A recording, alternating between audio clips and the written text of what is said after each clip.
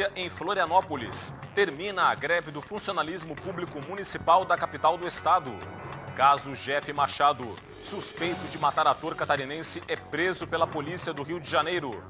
Santa Catarina levada a sério. Governador Jorginho Melo tem encontro com prefeitos da Serra Catarinense e anuncia investimentos para a região. A preocupação com a febre maculosa. Mortes provocadas pela doença no estado acendem um alerta em Santa Catarina. Luto no futebol catarinense. Morre aos 65 anos de idade Albeneir, terceiro maior artilheiro da história do Figueirense, um dos maiores ídolos do clube. Fugiu bem o Albeneir. Golaço! Albeneir! Está no ar o Band Cidade com Rodrigo Cardoso. Olá, uma boa noite para você. O Band Cidade começa hoje com uma boa notícia aqui na capital do estado. Terminou hoje a greve dos servidores públicos municipais de Florianópolis. As informações agora com o repórter Ronaldo Penido. Os servidores da Prefeitura de Florianópolis decidiram encerrar a greve que já durava 16 dias na tarde desta quinta-feira. A medida foi anunciada após mais uma rodada de negociações entre os grevistas e o poder público. Em nota, a Prefeitura da capital informou que o Sintrazem, sindicato da categoria, terá que doar 5 mil quilos de alimentos por descumprir as medidas judiciais que tornavam a greve ilegal. O reajuste que era proposto pela Prefeitura era de 6%, baixou para 4% a ser aplicado no salário de maio. Já o Vale Alimentação aumentou para 8%. O reajuste é maior do que a inflação acumulada nos últimos 12 meses. O Executivo também manteve a gratificação para auxiliares de sala de R$ 300 e se comprometeu a avançar na tabela do magistério. Outra medida anunciada pela Prefeitura é de que, a partir de agora, as UPAs Norte e Sul serão administradas pelas organizações sociais até o final do ano, conforme a Prefeitura já havia informado no mês anterior. Ronaldo Penido, para o Band Cidade.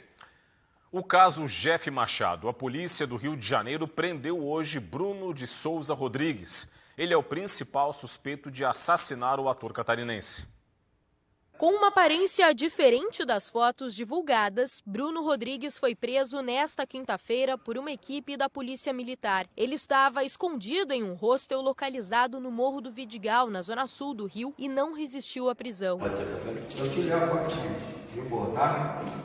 As investigações apontaram que ele teria se apresentado no local como Natan e que pagou R$ 1.200 para passar o mês todo lá, por onde circulava sem medo. Os PMs chegaram até o endereço depois de receberem informações do setor de inteligência. E achamos ele dentro de um quarto, já tudo indicava que ele já estava preparado para fugir, né? Com mala e tudo mais. Desde cedo, equipes da Delegacia de Descoberta de Paradeiros, com apoio de blindados da CORE e helicóptero, estiveram no local em busca de Bruno. Ele foi levado para a delegacia mais próxima e depois para a cidade da polícia. Temos que apurar agora se houve um favorecimento pessoal, né? Se alguma pessoa o apoiou nessa nova fase dele de foragido, né? O suspeito chegou a manifestar interesse de prestar esclarecimentos aos investigadores, mas a defesa orientou que ele permanecesse em silêncio. Segundo os advogados, Bruno ainda mantém a versão de que um suposto miliciano chamado Marcelo teria matado o ator. Foi o Marcelo que matou o Jefferson e que todos os atos posteriores à morte do Jefferson, questão da casa, questão de mensagens, etc., foram em razão das ameaças do Marcelo. Ele ficou em silêncio na cidade da polícia hoje na delegacia.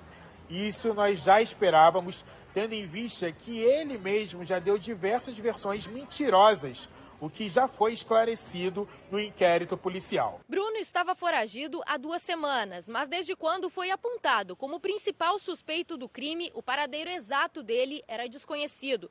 Segundo a polícia, nesse período, Bruno ficou mudando constantemente de endereço e se manteve com cerca de R$100 mil que recebeu depois de vender um imóvel do qual ele e o marido eram proprietários. Segundo a polícia, antes de chegar no Morro do Vidigal, Bruno passou por Campo Grande, na Zona Oeste, e Mesquita, na Baixada Fluminense. Os investigadores também descobriram que o suspeito trocou várias vezes de chip de celular, mais uma das tentativas dele de despistar os policiais. Com as prisões dos dois suspeitos, Jander Vinícius da Silva Braga e agora Bruno Rodrigues, o inquérito já está quase finalizado. E além do crime de homicídio triplamente qualificado, com ocultação de cadáver, o Bruno vai responder pelo estelionato e pelos maus tratos aos animais e outros personagens que também praticaram crimes correlatos nessa grande empreitada criminosa também serão indiciados. Depois da prisão de Bruno, a mãe da vítima disse sentir alívio. Nesse momento de grande alívio, para mim,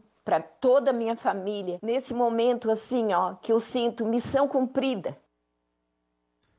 Policiais civis catarinenses deflagraram hoje a Operação Último Lance. A ação combateu a prática do golpe do falso leilão de veículos. Todos os mandados foram cumpridos no estado de São Paulo.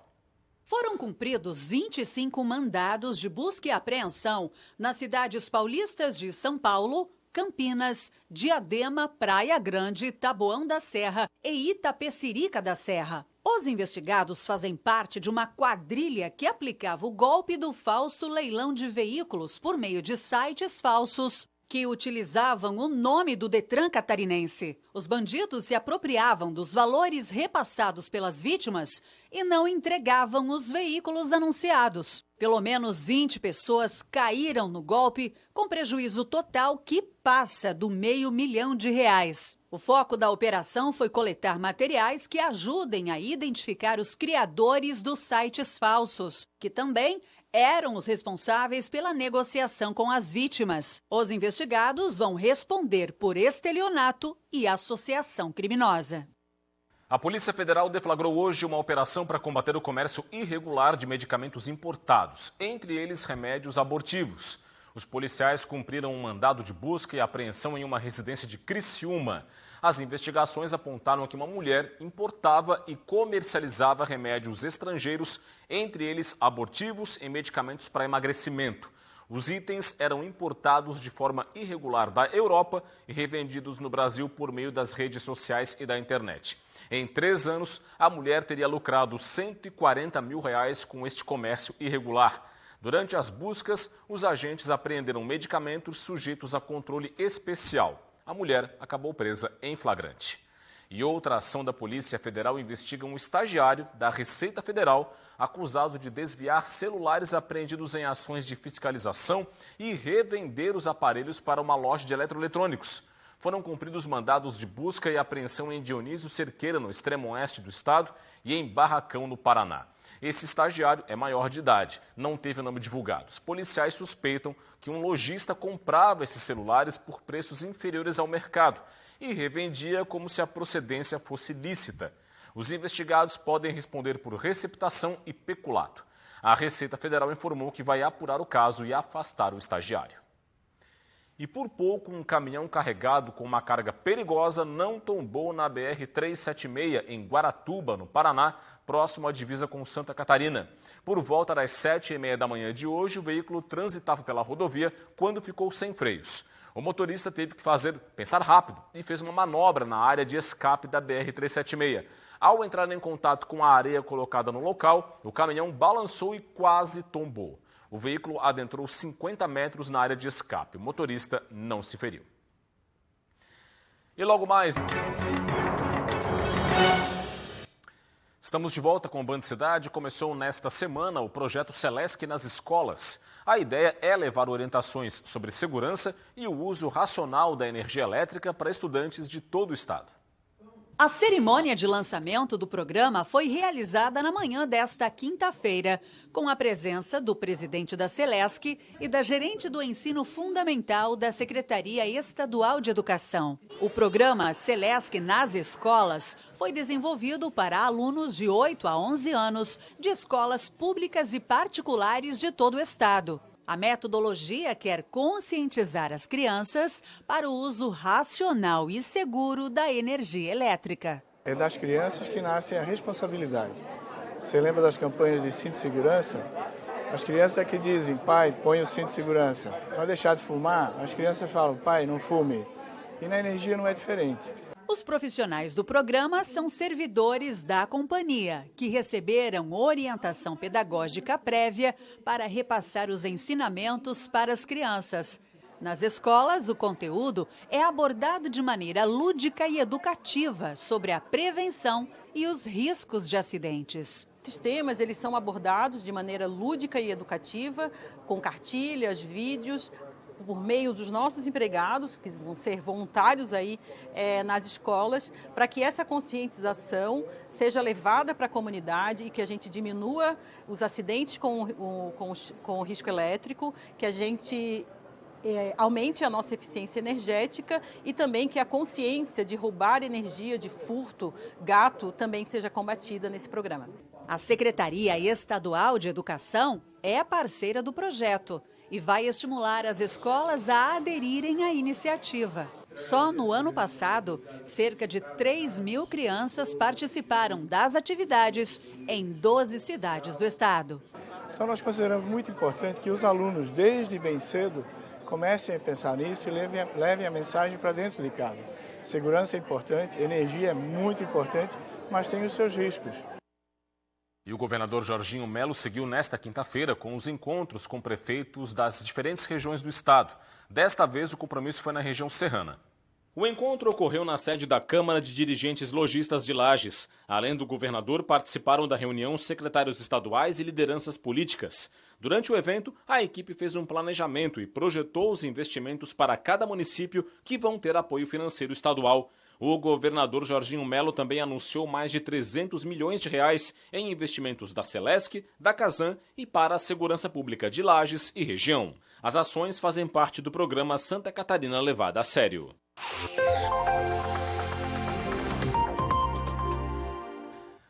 O ciclone que se aproximou de Santa Catarina trouxe volumes elevados de chuva nos últimos dias. O resultado foi o registro de uma série de ocorrências provocadas pelo mau tempo. De acordo com a Defesa Civil, a chuva acumulada na capital catarinense chegou a 80 milímetros. Ruas de bairros da cidade ficaram alagadas, como em Rio Vermelho e Ingleses, no norte da ilha, e Campeche, no sul. A Universidade Federal de Santa Catarina ficou sem energia elétrica em parte dos prédios, após danos a um transformador. A instituição recomendou o cancelamento das aulas no campus de Florianópolis.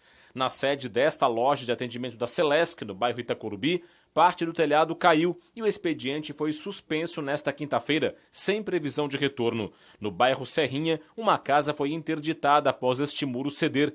Ninguém ficou ferido. A cidade segue em alerta máximo para novos deslizamentos. A Defesa Civil Estadual monitora a capital e outras regiões catarinenses para identificar ocorrências provocadas pelo ciclone. E esse ciclone, que tem trazido tanta instabilidade para o tempo aqui no estado, começa a se afastar de Santa Catarina ao longo dessa sexta-feira. Mesmo assim, ainda vai ter chuva aqui no estado. O dia vai ter predomínio de nuvens em todas as regiões catarinenses, com chuva na madrugada e pela manhã, e aí com totais mais elevados na Serra Catarinense e também na região do litoral sul do estado. Ao longo do dia, o sol até enfim dá as caras em boa parte do litoral e também no Vale do Itajaí. As temperaturas sobem na faixa litorânea e permanecem amenas nas demais regiões por causa exatamente da nebulosidade.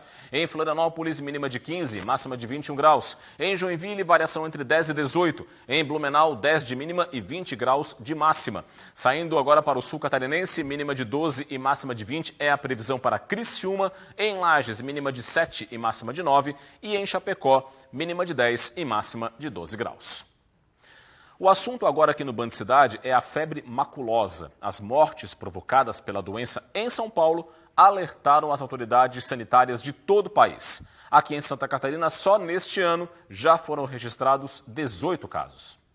A doença provocou a morte de 6 pessoas em Campinas, interior de São Paulo. Com o aumento no número de mortes, o termo sintomas da febre maculosa foi o mais procurado no Brasil, no Google, na terça-feira, de acordo com o Google Trends. Foram mais de 500 mil pesquisas sobre a doença na internet. A febre maculosa é transmitida pela picada do carrapato infectado por uma bactéria. No Brasil, o principal vetor da febre maculosa é o carrapato estrela, encontrado em capivaras. A transmissão acontece por meio do contato com o corpo da pessoa. No Brasil, o principal vetor da febre maculosa é o carrapato estrela, que é encontrado principalmente em capivaras.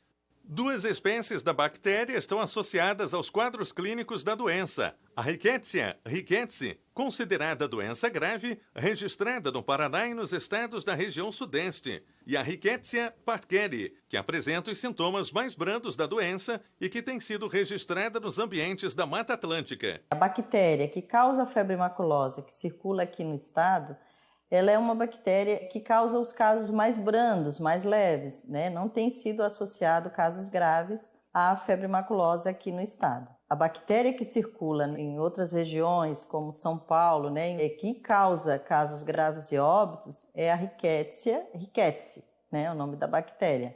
De acordo com a Vigilância Epidemiológica Estadual, em 2022 foram registrados 41 casos de febre maculosa em Santa Catarina. Neste ano já foram 18 casos. Os principais sintomas são febre alta, dores de cabeça e no corpo, vômitos e lesão na área picada pelo carrapato.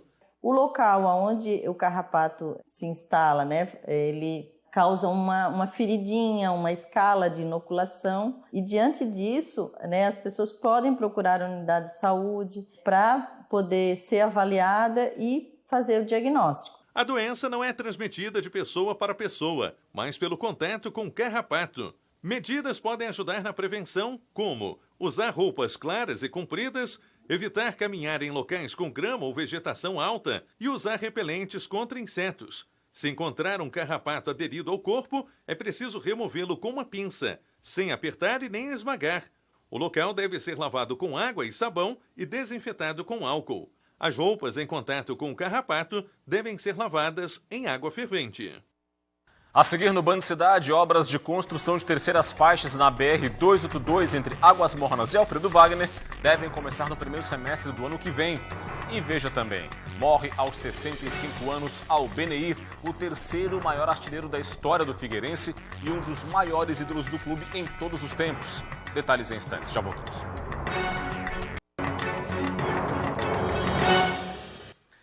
De volta com o Band Cidade, a Petrobras anunciou redução de 4,66% nos preços da gasolina que é vendida para as distribuidoras. O combustível vai ficar 13 centavos mais barato nas refinarias. Os novos preços valem a partir desta sexta-feira. A redução ocorre após a alta nas bombas verificada com a mudança do modelo de cobrança do ICMS. O valor médio para o consumidor final deve baixar de R$ 5,42 o litro para R$ 5,33. E ainda na economia, o setor de serviços fechou abril em queda depois de 2 meses consecutivos de alta. Segundo a pesquisa mensal de serviços, o setor fechou abril com recuo de 3,5% em Santa Catarina, na comparação com março. A queda foi maior do que a nacional, de 1,6%. Frente a abril do ano passado, houve alta de 10,7%, a terceira maior entre os estados brasileiros. No acumulado do ano até abril, o setor registra 10,4% de alta. Nos últimos 12 meses, a alta acumulada de 7,5%. Em relação a abril do ano passado, os setores que mais cresceram foram os serviços de informação, com alta de 14,8%, e os transportes, com crescimento de 11,4%. A BR-282 vai ganhar terceiras faixas no trecho inicial entre Águas Mornas e Alfredo Wagner, na Grande Florianópolis. Essas obras devem começar no primeiro semestre do ano que vem. A previsão é do superintendente regional do DENIT, em Santa Catarina, e foi comunicada em reunião da Câmara de Logística e Transporte da Fiesc nesta quarta-feira. A licitação deve ser relançada em julho. O superintendente informou ainda que as obras emergenciais que ocorrem no trecho, provocadas pela forte chuva do começo do ano, já estão sendo feitas com recuos para terceiras faixas. Estas obras pontuais devem ser concluídas em 1 mês. Sobre as BRs 470 e 280, o superintendente afirmou que os investimentos previstos para este ano são de quase R$1,5 bilhão de reais. Com estes recursos, vai ser possível concluir as desapropriações da BR 470 até o fim do ano que vem e manter o ritmo atual da duplicação das duas rodovias.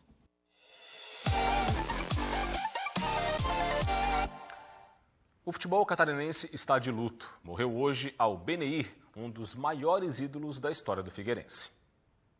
Ídolo do Figueirense e terceiro maior artilheiro do Alvinegro do Estreito, Albeneir Marques Pereira, o Bena, como era carinhosamente conhecido, morreu aos 65 anos de idade na manhã desta quinta-feira. Albeneir esteve recentemente internado após ter sofrido um AVC e estava se recuperando em casa. Com a camisa do Figueirense, Bena marcou 93 gols. O ex-atacante também teve passagens pelo Avaí, Grêmio e outros clubes catarinenses. Durante a vida, Bena lutou e venceu uma batalha contra as drogas e o álcool. Nas lembranças, ficarão os gols desse artilheiro que marcou o futebol catarinense. Fugiu bem o Albeneir.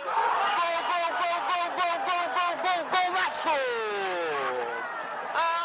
Albeneir! Uma perda grande, com certeza. Hora de conferir os destaques do portal tvbv.com.br. Na tela do Band Cidade, as informações. Olha só, jovem morre em Blumenau vítima de superbactéria contraída por espinha no rosto. Vejam só. Tem também aqui, ó, Prefeitura e sindicato chegam a acordo por fim da greve em Florianópolis. Petrobras reduz preço da gasolina para distribuidoras a partir de amanhã. E tem também a polícia que prendeu o segundo suspeito de matar o ator Jeff Machado.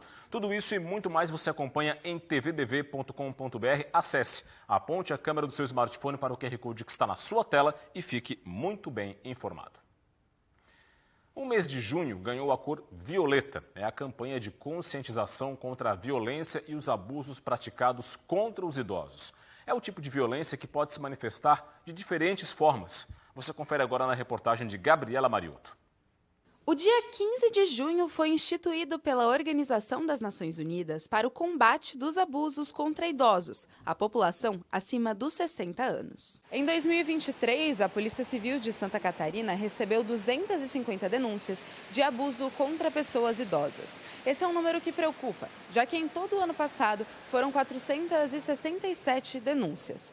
E essas violações elas podem acontecer de diversas formas, incluindo no abandono, na negligência e nas violências física, emocional e financeira. É importante que todas as pessoas tenham atenção a esses crimes contra a pessoa idosa.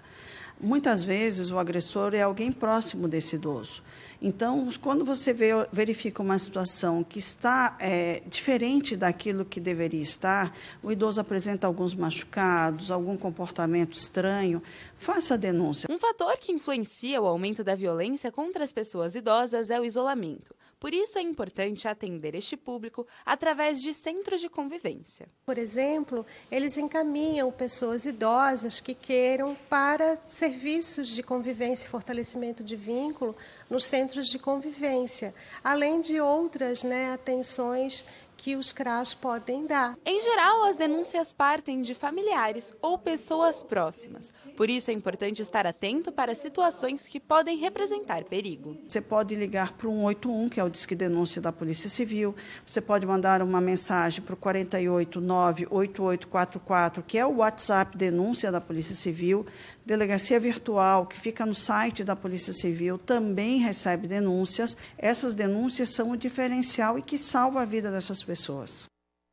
E é isso, ficamos por aqui com o Band Cidade. As reportagens desta edição estão no portal tvbv.com.br. Acesse, aponte a câmera do seu smartphone para o QR Code que está na sua tela. Vem aí o Jornal da Band. Para você um forte abraço, muito obrigado pela audiência, uma boa noite e até amanhã. Tchau, tchau.